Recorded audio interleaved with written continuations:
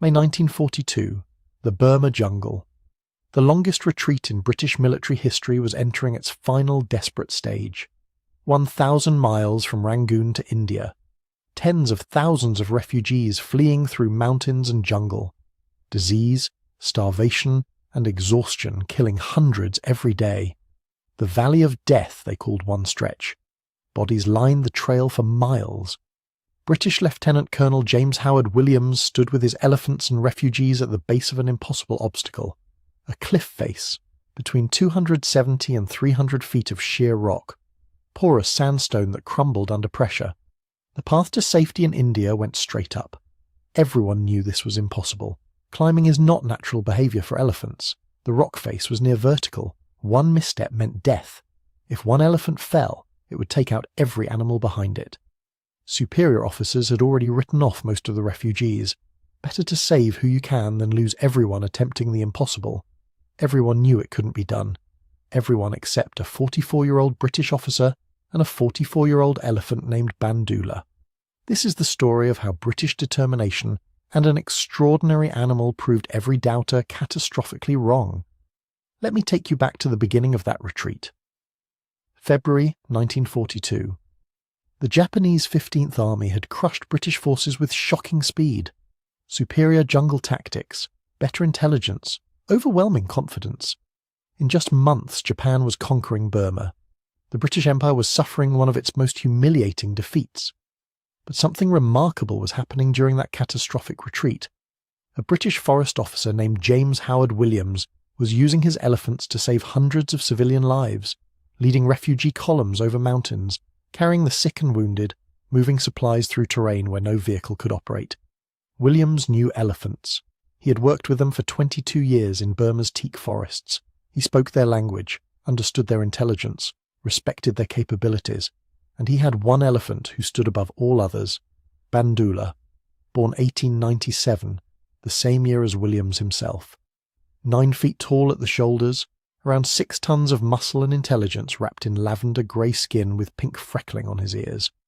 Tusks that curved like the arms of a Burmese dancing girl, Williams once wrote. But Bandoola was remarkable for another reason. He bore no scars from training, not one. In an industry where elephants were routinely beaten into submission, Bandoola had been gentled.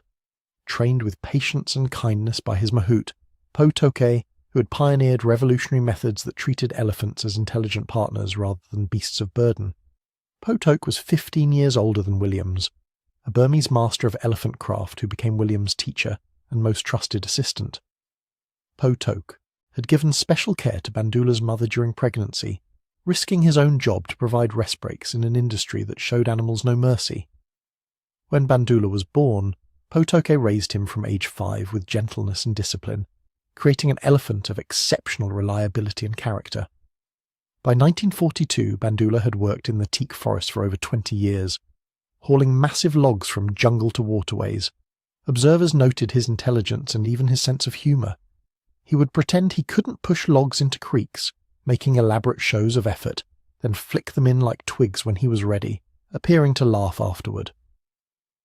In 1927, Bandoola had saved Williams' life.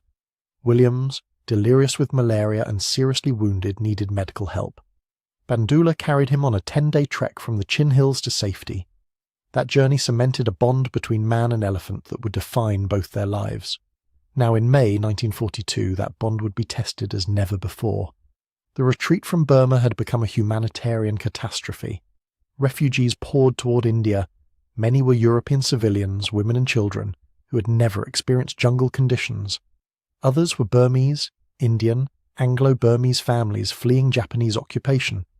They faced mountains, disease, starvation, and a monsoon that would soon turn every trail into an impassable river of mud. Williams had gathered what refugees he could. His elephants carried the sick, the elderly, the children too weak to walk. The column moved slowly through terrain that challenged even experienced mountaineers, and then they reached the cliff, 270 to 300 feet of crumbling sandstone, near vertical, the only path to India. Japanese forces had cut off other routes. They couldn't turn back. They couldn't go around. The only way was up. Williams and his team spent days studying the obstacle.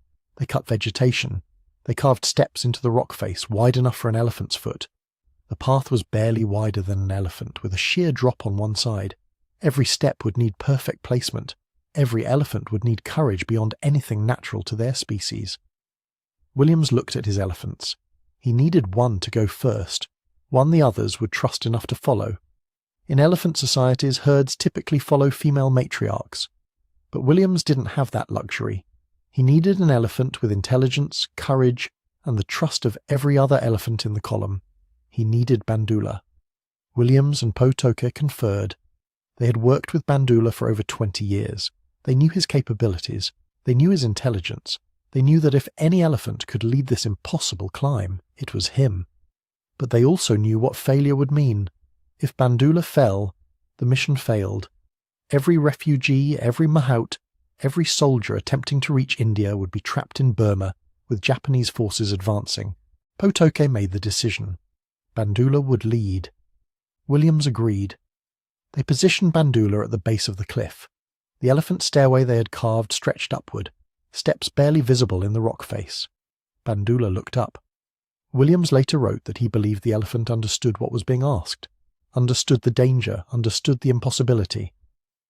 Potoke gave the command. Bandoola began to climb. Each step took careful placement. Front foot, test the rock, shift weight, back foot, test again, move forward. The porous sandstone crumbled in places. Bandoola adjusted, finding firmer footing. His massive weight pressed against rock that groaned under the strain. 3 hours. That's how long it took Bandoola to climb from base to summit. 3 hours of slow, careful, terrifying progress. Williams and Potoke waited at the top.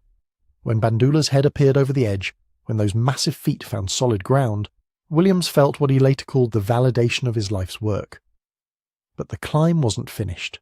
More elephants waited at the bottom. Each one would have to make the same impossible journey. And now they had to do it without Potoke at the base, because Potoke had climbed with Bandoola and remained at the summit. One by one, the elephants climbed, each taking 3 hours, each following the path Bandoola had pioneered. The mahouts used voice commands in their mixture of Burmese and Assamese. Ma, lift, ang, roll, tai, go, thwa, climb. Every single elephant reached the top. Not one fell, not one refused.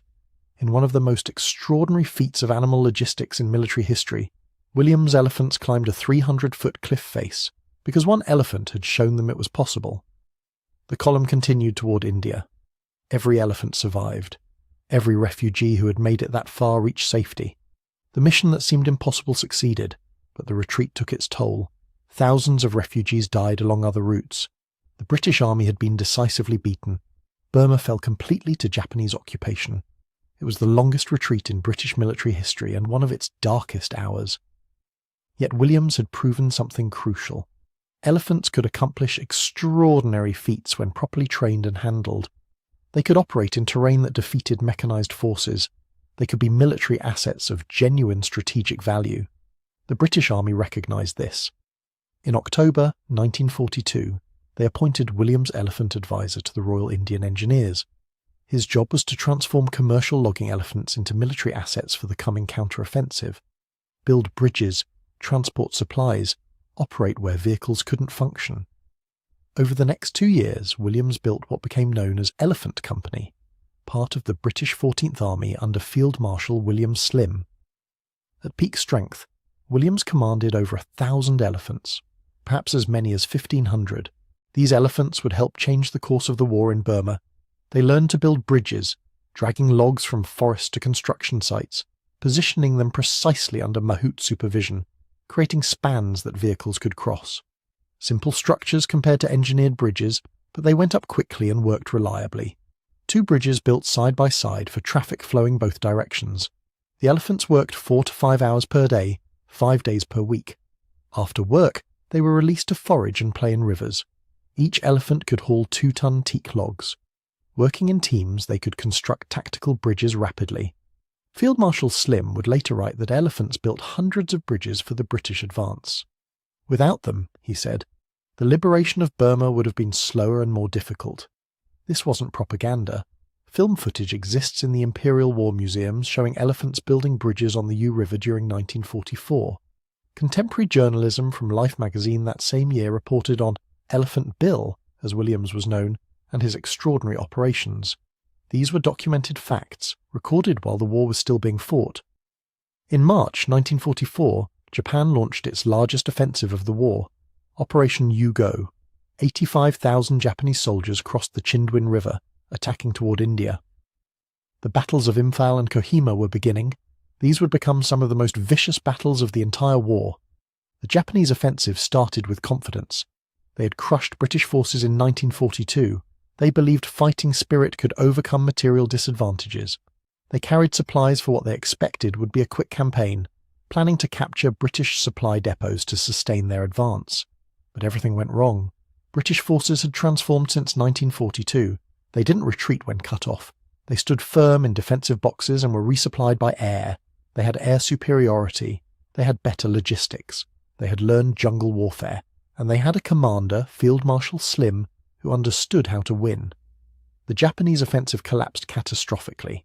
Of 85,000 troops committed to Operation U-Go, approximately 50 to 60,000 became casualties. Many frontline units suffered 80 to 90% losses.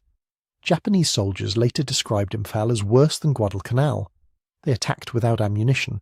They ate grass. They died from starvation as much as combat. The Japanese had extended their supply lines over 400 miles from Rangoon. They had overreached catastrophically. They couldn't resupply cut-off forces. They couldn't match British air power. They couldn't adapt when tactics that worked in 1942 failed in 1944. From July 1944 onward, British forces advanced. The 14th Army, which had retreated 1,000 miles in 1942, now pushed south toward Rangoon. And supporting that advance every step were Williams' elephants. They built bridges over the Chindwin River. They built bridges over countless tributaries and streams. They transported supplies to positions where vehicles couldn't reach. They moved materials for constructing airfields. They dragged aircraft into position. They built 500 50-10-ton teak barges from scratch, with elephants transporting every piece of timber.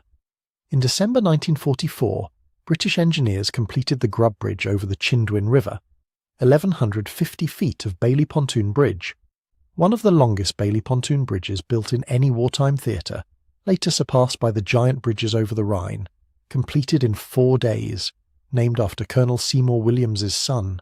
Japanese fighters attacked it after the BBC announced its construction, but the bridge stood. Elephants had transported the Bailey Bridge components. They had assisted with positioning. They had moved supplies and materials. The combination of British engineering, elephant logistics and air power created a level of mobility the Japanese couldn't match. Field Marshal Slim understood what this meant. He knew military logistics. He knew how wars were won and lost. He recognized that in Burma's unique terrain, elephants provided capabilities mechanized forces simply couldn't match. They traversed dense jungle where vehicles couldn't operate. They worked in deep mud during monsoon. They were natural swimmers for river crossings. They climbed mountainous terrain impossible for vehicles. They didn't require roads or fuel. They could work without headlights at night. They could forage for food rather than requiring supply lines. Most importantly, they were quiet. In jungle warfare, the sound of engines gave away positions. Elephants moved in near silence. For operations behind enemy lines, this was invaluable. Williams himself infiltrated Japanese-controlled territory to recruit mahouts and recover elephants. There was a war within the war over elephant control. Both sides wanted them. Some mahouts were executed by Japanese forces for refusing to cooperate. American pilots machine-gunned and firebombed elephants to prevent Japanese use. Both sides used elephants in Burma. What made British operations effective wasn't that elephants were uniquely British. It was that Williams had spent 22 years learning from Burmese mahouts, that Potok's gentle training methods produced more reliable animals than brutal braking techniques, that the British integrated elephants into combined arms operations alongside air power, artillery and armour. But 1944 held both triumph and tragedy. Sometime during the year, specific date not recorded, Bandoola disappeared. Williams returned to an elephant camp and couldn't find his #1 war elephant. After 5 days of searching, Potocki informed Williams that Bandoola was dead. They found him with a bullet in his head. Someone had shot him. Someone had then sawn off his right tusk and removed it. Williams kept the remaining left tusk as what he called his most valuable war souvenir. Williams conducted an investigation. His conclusion, never proven, was that Potoke had killed Bandoola. The theory was that Potoke couldn't bear the thought of anyone else becoming Bandoola's handler, that this was a final act of possession, perhaps even mercy. Rather than let Bandoola be handed to another mahout, Potoke ended his elephant's life himself. Potoke never testified. No formal military investigation was conducted. No forensic examination was documented. The accusation came from Williams alone, a British officer accusing a Burmese Mahad in a colonial power structure. Modern historians treat this claim with deep skepticism. The circumstances of Bandoola's death remain an unsolved mystery. What is certain is that Bandoola was buried near the Burma-India border with full military honours. Williams carved a memorial on a giant teak tree. Bandoola, born 1897, killed in action 1944. The war continued. By March 1945, British forces had crossed the Irrawaddy River and captured Mictila and Mandalay. They were racing south toward Rangoon before the monsoon arrived in May. Speed was everything. Every bridge mattered. Every day of delay risked being trapped by seasonal rains. The elephants kept building. The 14th Army kept advancing. On May 3, 1945, British forces captured Rangoon. Burma was liberated. The Japanese had been decisively defeated. The same army that had routed British forces in 1942 had been destroyed by 1945. Multiple factors contributed to Allied victory: air superiority, better logistics, improved tactics, leadership from Slim, Indian Army resilience. But everyone who served in Burma knew the elephants had been essential. You couldn't quantify their contribution in traditional military metrics, but you couldn't win without them either. Williams received recognition for his service. He had been mentioned in dispatches 3 times. He received the Order of the British Empire in May 1944. Gazetted February 8, 1945. He reached the rank of lieutenant colonel. But the recognition Williams valued most came from the men he served with and the elephants he commanded. After the war, Williams retired to Cornwall and became an author. He published Elephant Bill in 1950 through Rupert Hart Davis Publishers in London. The book became a bestseller. It told the story of his life with elephants, the war years, and Bandoola's death. In 1953, he published a dedicated work about Bandoola himself. Williams was haunted by Bandoola's death for the rest of his life. The elephant that had saved his life in 1927, the elephant that had led the impossible cliff climb in 1942, the elephant that British forces designated as #1 war elephant, gone under mysterious circumstances that Williams could investigate but never definitively prove. Williams died July 30th, 1958, aged 60 years old. His wife Susan published The Footprints of Elephant Bill in 1962, preserving more of his stories and memories. The Times ran his obituary on July 31st. It acknowledged his extraordinary service and his unique relationship with elephants. But Williams's legacy extended far beyond books and obituaries. The training methods he and Potoke developed, based on gentleness rather than violence, became models for elephant conservation and training worldwide. Williams established elephant schools teaching humane methods. He created the first elephant hospital in Burma. Modern elephant welfare standards still reference these pioneering practices. The film industry took notice of Bandoola's story. In 1956, Hecht Lancaster and United Artists planned a film titled Bandoola, with Ernest Borgnine and Sophia Loren attached. The film was never produced, but the fact that Hollywood considered it showed how widely the story had spread. Decades later, new generations would discover the elephant that helped Britain win in Burma. Vicky Constantine Croke published Elephant Company in 2014, bringing William's story to modern audiences with careful research and compelling narrative. William Grill created an illustrated children's book, Bandoola the Great Elephant Rescue, published in 2021. The Imperial War Museums maintain their film footage of elephants building bridges during World War II. Contemporary journalism from Life magazine, dated April 10, 1944, documented Elephant Bill and his operations while the war was still being fought. Researchers can access military records showing Williams's service, his rank, his honours, his command of elephant operations from 1942 through 1945. This was real. This happened. This made a difference. The real British reversal in Burma wasn't about technical superiority over Japanese engineering. It was about adaptation and logistics. In 1942, Japanese forces dominated jungle warfare through superior tactics and better preparation.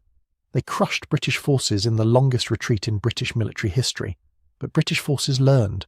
They innovated with air supply, allowing cut-off units to stand firm rather than retreat. They improved jungle warfare tactics. They integrated elephants into combined arms operations. They built infrastructure, bridges, and supply systems as they advanced.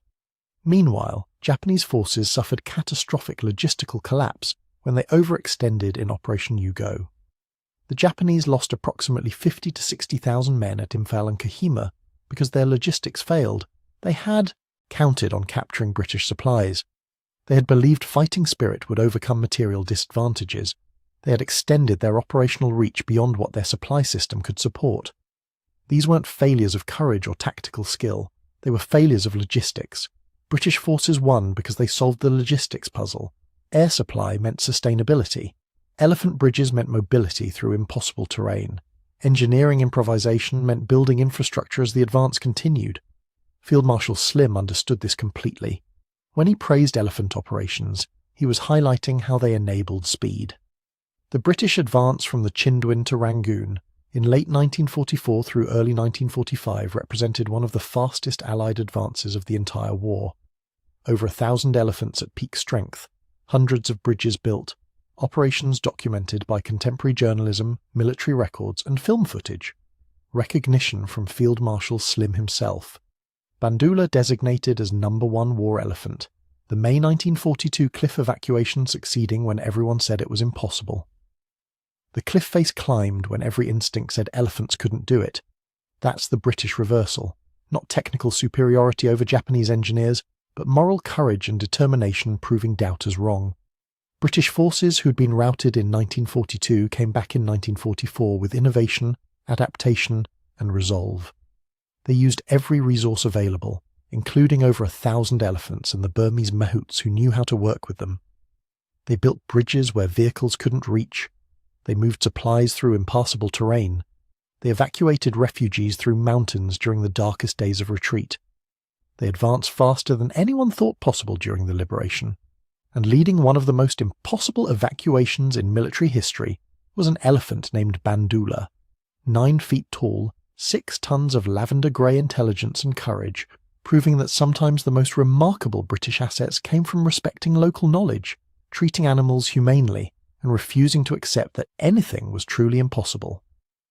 When Field Marshal Slim wrote that elephants built hundreds of bridges for Britain, and that without them the advance would have been slower and more difficult, he was acknowledging something profound. In modern mechanized warfare, with tanks and aircraft and artillery, over 1,000 elephants and their Burmese handlers made the difference between victory and stalemate. That's not propaganda. That's not exaggeration. That's documented military history. Film footage exists. Contemporary journalism exists. Slim's written assessment exists. The bridges were real. The cliff evacuation in 1942 was real. The bridge-building operations from 1943 through 1945 were real. Bandoola was real. And when Williams carved that memorial on a teak tree near the Burma-India border, marking the grave of an elephant who had served for over 20 years and died under mysterious circumstances in 1944, he was honouring something that transcended military statistics or engineering comparisons. He was honouring partnership, human and animal working together. British officer and Burmese mahout combining knowledge and experience, innovation born from respecting rather than dominating. The elephant that everyone said couldn't possibly climb a near vertical cliff face led the climb successfully in May 1942. The mission they said would fail during the catastrophic retreat succeeded completely. The bridges they needed in terrain where vehicles couldn't operate got built throughout 1943, 1944 and 1945. The advance that needed to reach Rangoon before monsoon made it in time in May 1945. Every doubter was proven wrong, not through British boasting or exaggeration, but through quiet competence, animal intelligence, and determination to accomplish the mission no matter how impossible it seemed. Bandoola was born 1897. He died in 1944. In the 46 or 47 years between, he hauled teak logs, saved William's life in 1927, led an impossible cliff climb during the 1942 retreat, became designated as number 1 war elephant, and helped build the bridges that enabled Britain to reclaim Burma from Japanese occupation. For an elephant born in the late 19th century, trained with gentleness by a Burmese mahout who revolutionised elephant care, commanded by a British officer who learned from mahouts rather than textbooks, and designated as number 1 war elephant by the British Army, that's a legacy that speaks for itself. The doubters said it couldn't be done. Bandoola proved them wrong, and in doing so, he and over 1,000 other elephants helped change the course of World War II in Asia.